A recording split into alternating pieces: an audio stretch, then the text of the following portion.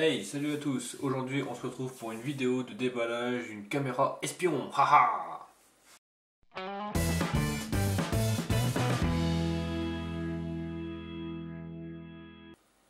Allez, c'est parti! Donc, caméra achetée sur le site Banggood au prix de 17,21 €. Donc voilà, je vous mets le lien dans la description. Enveloppe comme d'habitude. Apparemment, encore du mot de tenir. Donc, on va ouvrir ça.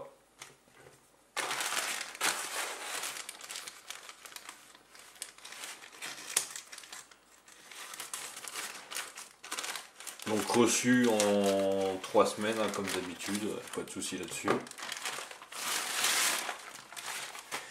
Toujours bien protégé, il n'y a pas de problème pour le transport.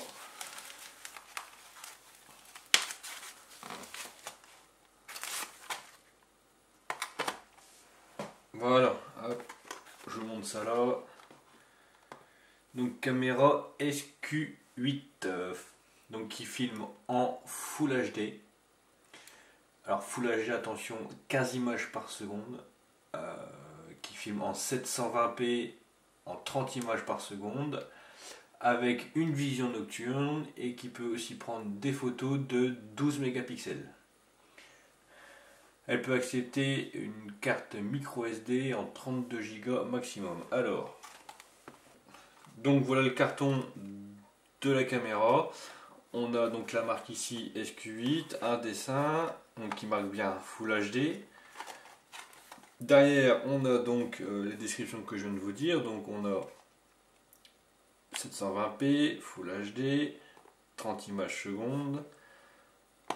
Ça prend des photos.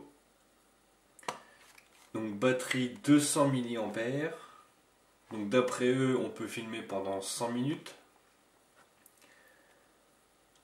On la recharge en micro USB. Voilà. De l'autre côté, on a à peu près les mêmes infos, donc du Full HD, c'est de l'USB 2.0. Sur le site de Banggood, c'est écrit que la carte micro SD est de 32 Go maximum. Sur le carton, on voit que c'est écrit 64 Go. Donc on verra bien. Hein. Donc on va déballer ça. Hop.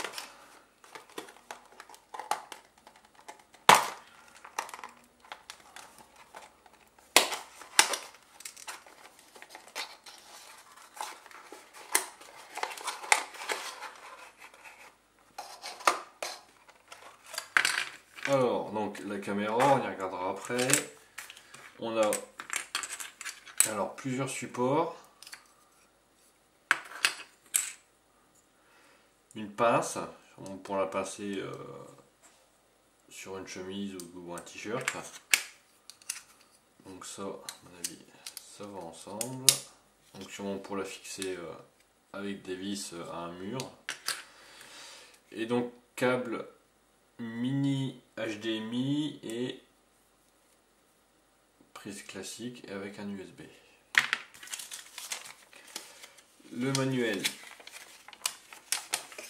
en chinois évidemment, c'est du matos chinois, et en anglais.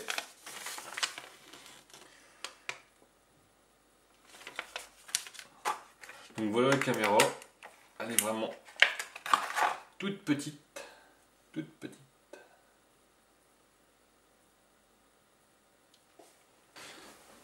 Alors moi je la trouve assez lourde. Je m'attendais à du plastique, quelque chose de tout léger, mais en fait non, elle est plutôt assez lourde, ce qui est plutôt pas mal. Alors, donc là on a un bouton mode, un bouton on-off, donc là on va l'allumer, l'éteindre, avec le mode on va choisir les différents modes, photo, vidéo, nocturne. Devant donc on a la caméra et les voyants pour la vision de nuit.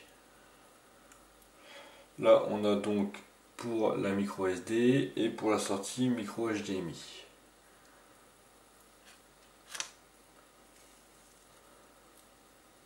Voilà, c'est plutôt pas mal. Donc On l'allume, on a donc le voyant qui clignote.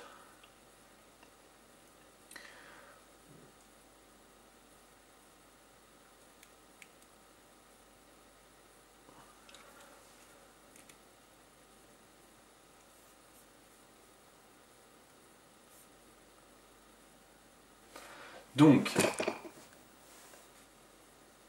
alors comment marche le bouton mode et le bouton on-off? Donc on appuie une fois sur on, ça allume la caméra. Donc pour filmer en 720p, on appuie sur le bouton mode jusqu'à temps que la LED bleue soit allumée. Pour filmer en Full HD, on appuie sur le bouton mode jusqu'à temps que la lumière violette est allumée. Pour prendre une photo, on fait pareil jusqu'à l'apparition de la LED rouge. Et pour prendre une photo ou déclencher la vidéo, il suffit d'appuyer une fois brièvement sur le bouton on. Pour activer les lampes infrarouges, quand la LED est rouge, il faut appuyer pendant 2 secondes sur le bouton on-off. Pour les désactiver, on refait pareil. Pour activer l'enregistrement en 720p par détection de mouvement, quand la LED est bleue, on maintient le bouton mode pendant 3 secondes. Pour activer l'enregistrement en Full HD avec détection de mouvement, quand la LED est violette, on appuie sur le bouton mode pendant 3 secondes. Alors le problème c'est que justement comme c'est une petite caméra et qu'il n'y a que 2 boutons, il y a quand même pas mal de manipulations limite à apprendre par cœur pour pouvoir s'en servir. L'autre avantage c'est que après voilà, si on veut juste filmer, on appuie juste sur un bouton et hop c'est parti quoi. On va faire un test, on va les filmer en extérieur pour voir un peu ce que ça donne et on se retrouve après. Voilà. Donc voici quelques exemples de vidéos tournées donc avec le SQ8, déjà en journée, puis ensuite de nuit, enfin dans le noir en tout cas. Qu'est-ce qu'on peut dire? On peut dire que bon, bah voilà, pour le prix, la qualité est pas trop mal, sans être excellente évidemment. On est loin d'une GoPro, hein, mais bon, on n'est pas du tout dans le même gabarit. C'est tout, l'appareil est quand même en métal, hein, ça fait pas plastique, donc c'est plutôt d'assez bonne qualité, assez résistant au choc, même si on le fait tomber. Les boutons aussi, forcément 2 boutons pour faire tous les réglages, ça paraît être un peu compliqué, mais si on a le manuel devant soi et qu'on le fait méthodiquement, patiemment, en regardant bien les LED, en regardant bien 2 fois qu'il faut appuyer, le temps de secondes, etc., ça marche bien. Faut juste prendre le temps d'étudier le manuel, sinon ça va. Donc en résumé, bonne petite caméra qui marche bien pour le prix, ça fait ce que ça fait le taf et c'est plutôt pas mal. Donc si ça vous a plu, n'hésitez pas à me le dire et nous on se revoit pour une prochaine vidéo. Salut!